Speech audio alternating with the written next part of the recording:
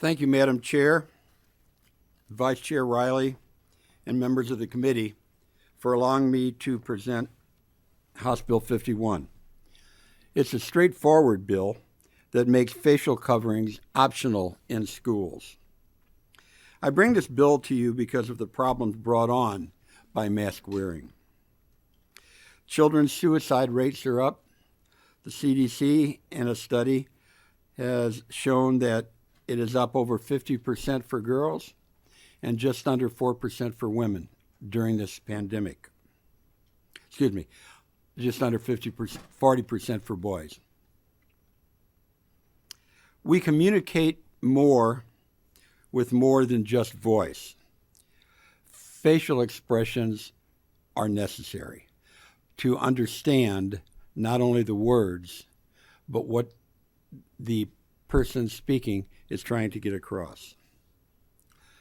There have been studies, and there are speech delays.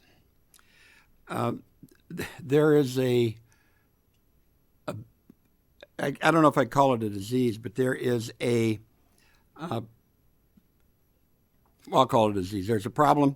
It's called glue ear, which I had never heard of before. And many children suffer with it, and it can lead to temporary hearing loss. We've gotten back to phonics and trying to make sure that the people we're speaking to, the children, understand something called phonological awareness. And it is difficult, for example, when you're wearing a mask, the person you're talking to is wearing a mask, to differentiate between a P and a T. That's very important. Masks have caused asthma and breathing issues. Masks create a warm, humid environment, which is an ideal setting for yeast, bacteria, and other flora, which supports acne. I'm sure that you've all noticed that acne is worse during the pandemic, especially when wearing a mask all day. Children are the least likely to catch, spread, and suffer with COVID. Kids put masks in purses, in their pockets, pull them out when they're going into school, take them off when coming out, whether they're going to just outside for a break, and then when they shove them back in their purse or their pocket, and then they pull them out again when they go back to school, go back to the school building. If you take a look at sporting events, you'll note that masks are almost non-existent, and the crowd is largely made up of adults who are much more likely to catch and spread COVID than are children. And the spectators are also closer to each other than the children are in class. I have been able to find no instances of a mass COVID spread after a sporting event. Pennsylvania, New Jersey, Connecticut, Delaware, the president's home state, and Oregon, none of them hotbeds of conservatism, all have announced an end to school mask mandates. There have been studies that show that masks don't work in lessening the spread of COVID. Even our own University of Louisville has reported that. Parents should be able to make their own decision regarding masks through high school. College students can vote for president. Shouldn't they also be allowed to make their own masking decision? Madam Chair, I hope there are no questions, but I assume that there might be one or two. So with that, I'll end my presentation. Thank you. We do have a committee sub, and members, you were provided that committee sub by email yesterday. If you could briefly explain the committee sub, and we'll address that. Thank you. The committee sub, the original bill talked about viruses, including COVID. The committee sub takes out other viruses. This committee sub only refers to COVID-19. Motion on the bill. We need to adopt the sub first, please. Okay, we have a motion on the sub by Representative Hart, a second by, Is that not what I said? who was the second? Representative Decker. All in favor? Aye. All opposed? Committee sub is adopted. Now we will go ahead and continue on with the bill itself. We have a couple of questions for you. Representative Donahue. Thank you, Madam Chair. I believe we have a mask mandate in this building. Take a look around the room. What we talked about last session here about how important it was for local control and how we really push for that as a legislative body. And I don't understand why we're trying to take away that opportunity to have local control. So can you explain that to me? I'll attempt to explain it. If you said take a look around the room, I would also say take a look around the room. It's roughly 50-50. People are wearing masks, not wearing masks. It's certainly not universal. With regard to local control, I don't know of anything that is more local than a parent making the decision whether or not their child should have to wear a mask. Thank you, Madam Chair. Representative Massey. Thank you. I'll make it a comment. I think I've struggled with this bill because of the same reasons that have been lifted about, we in the special session passed a bill to give the local control to local school boards because I think that they're in their communities and they're duly elected officials and they're the best people to make that decision. That being said, I've heard a lot of commentary and received a lot of input from other people in the community. So for purposes of that, I think that we need to have a full debate on this issue.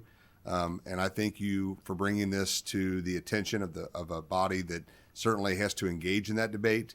I'd just like us to consider that factor about are we sending mixed messages or not with respect to that local control option. That's all. Representative Scott. Thank you, Chairwoman. In the bill, you talk about mutated strains of COVID-19 and not mandating the requirement to wear masks on public school premises. But the reality is we have public mandates about public property, and if the bill itself is acknowledging that there are mutated and multiple strains of COVID-19, why would we not want to protect ourselves and especially our most vulnerable, our children, from this global virus? Because masks don't work. That's not true. Thank you, Chairwoman. Thank you. We do have someone that has asked to share their concerns regarding this measure. Rob Weber of the Kentucky Academy of Science, if you would come to the table, please. You can introduce yourself for the record and please proceed.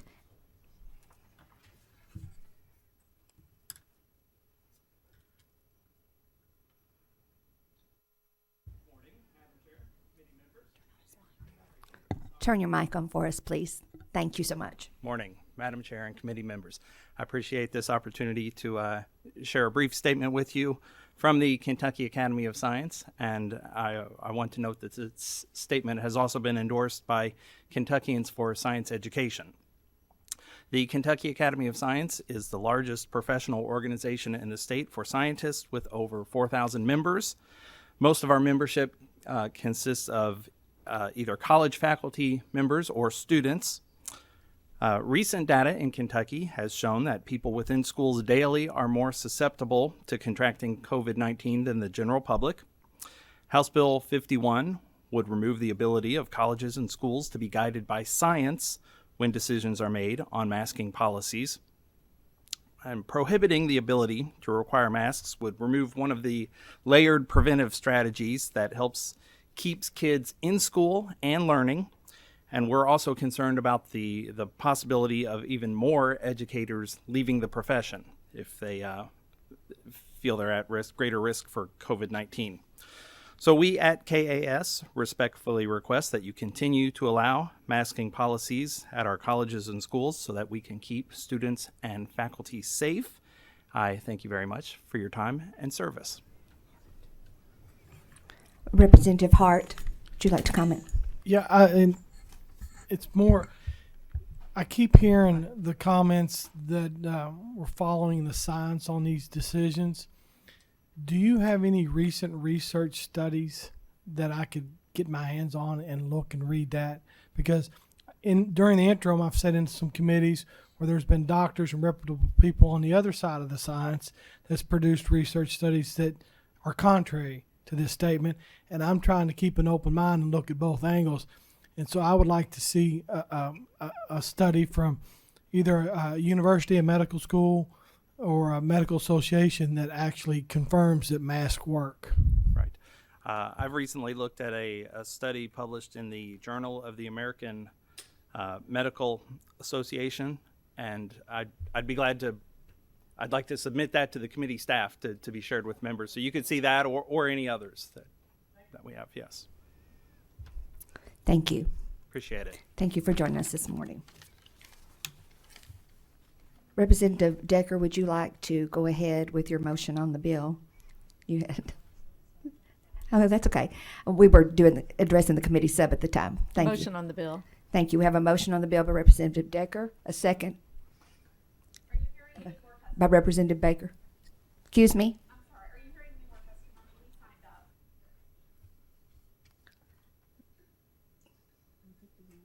On House Bill 51? We did, yeah, I emailed yesterday. Added to the list. Sorry to interrupt, but.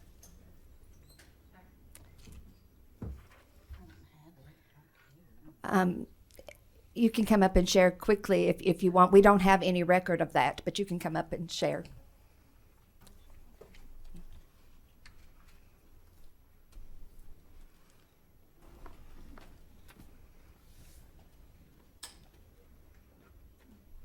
Please introduce yourself for the record. And your guest is Hi. relevant. Please proceed. Thank you. My name is Kristen Worthen. I am a mom. We live in Oldham County. This is my daughter, Harper. She's 11. So I'm here today just to represent the perspective of a vulnerable family living through this pandemic and in opposition to this bill. I have 2 elementary school aged children. And then we have a 4-year-old at home who was born with a condition that causes his internal organs to be malformed, misplaced, and some are missing altogether. After today, we go home. My kids can't attend school for the rest of the week. We're going to quarantine away from their younger brother before his procedures that he has coming up next week. This is Theo. This is my son. He's 4. He's not old enough to be vaccinated yet.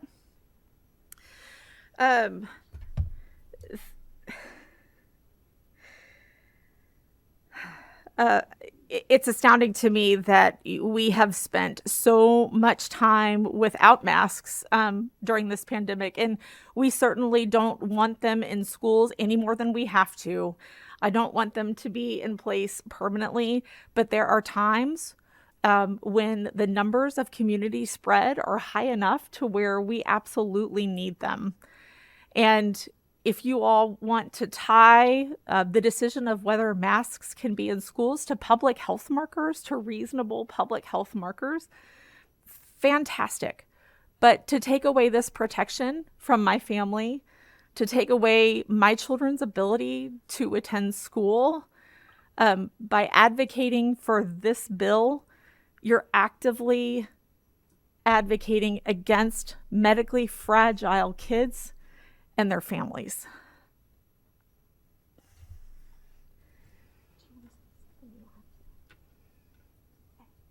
Thank you. Thank you. We've already recorded a motion and a second. Mariah, if you will, please call the roll.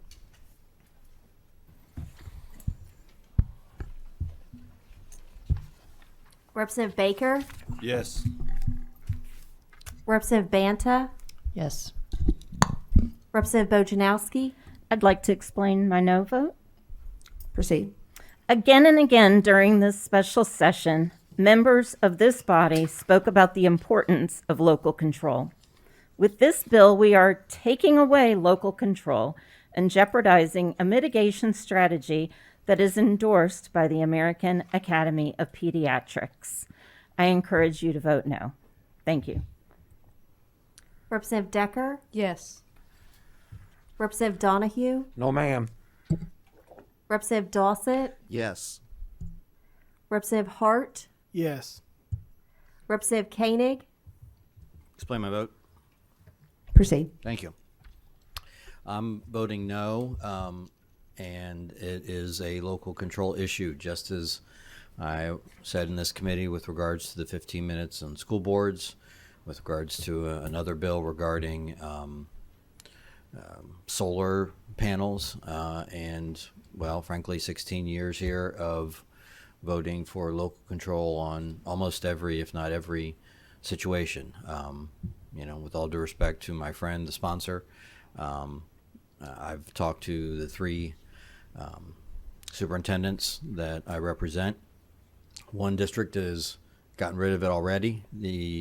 Another one, today is the last day of their mandate, and another one is in fully operational, and it probably will be for a while yet to come. And I respect their understanding of their school district and their ability to do what they feel like is best for their district.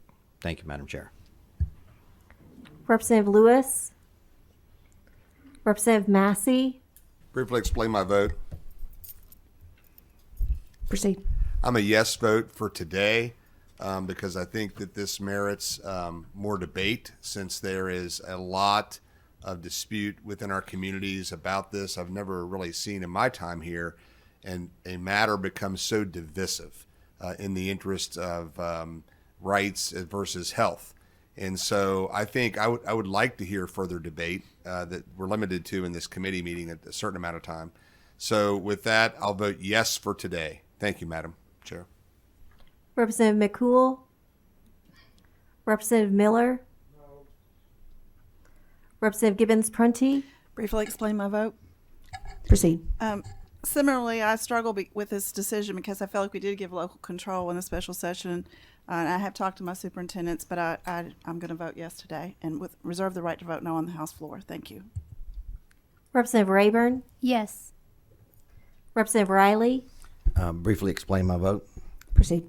I'm going to be a yes. I'm, like a lot of people, conflicted about this. One, I do think the masks have negatively impacted learning, especially when it comes to reading for elementary students and young folks. I think it's had a negative impact. Obviously, as the sponsor mentioned, facial expressions are so big when you try to teach reading and those type of things. I'm also concerned about local control, though, and when we use it. Here's what I've discovered about local control in Frankfort. You use it depending on whether you're for or against the bill, and it makes no difference if you're Republican or Democrat. Thank you. Representative Scott. Thank you, Chairwoman. I'd like to explain my vote. Proceed. Thank you. So we know that dozens of school football teams had players who tested positive for COVID. We also know that there was a disproportionate impact of COVID-19 on Black and Latinx people in Kentucky, as well as the reality of vaccine apartheid, where it wasn't available in certain communities like mine. We saw entire school districts close because of COVID-19 outbreaks. So this is about public health, not your personal preferences. And I have to reject the narrative that nothing works in fighting COVID-19, because time and time again, that's the message that we're receiving. So I'm voting no on this bill. Thank you, Chairwoman. Representative Timoney. Madam Chair, explain my vote. Proceed. Obviously, I have a very close relationship with the school system, and I had a constituent come to me the other day and said, what do we got to do to keep kids in person? Do whatever you got to do to keep kids in person. So for me, this is a mask versus an NTI, and all the evidence about mask wearing and harms, it's anecdotal. What's not anecdotal is NTI being the detriment. So that's why I'm a no vote today, to keep local control and to make sure that we're doing, making sure that we're keeping kids in person. Thank you. Representative Tipton. May I briefly explain my vote, Madam Chair? Proceed. Like many who have spoken before me, I've heard from so many people on both sides of this issue. This has become a very emotional issue for so many people, a very personal issue. I do agree with the concept of local control, but I think in this case we need to have further discussion. The gentleman Mr. Weber mentioned he was going to get us some information. I want to continue to study this issue. Like the sponsor of the bill, mentioned, and Representative Riley mentioned, I'm also concerned about the impact on learning across our state. In 2019, the third grade K-Prep reading proficiency scores were 52.7. We did not test in 2020, but the 2021 scores came back. That reading proficiency score was 29.8. And we all understand, especially for early literacy, the importance of those facial expressions, learning to make those sounds, to understand those sounds. So we've got a lot of things to consider here. I'm going to vote yes today.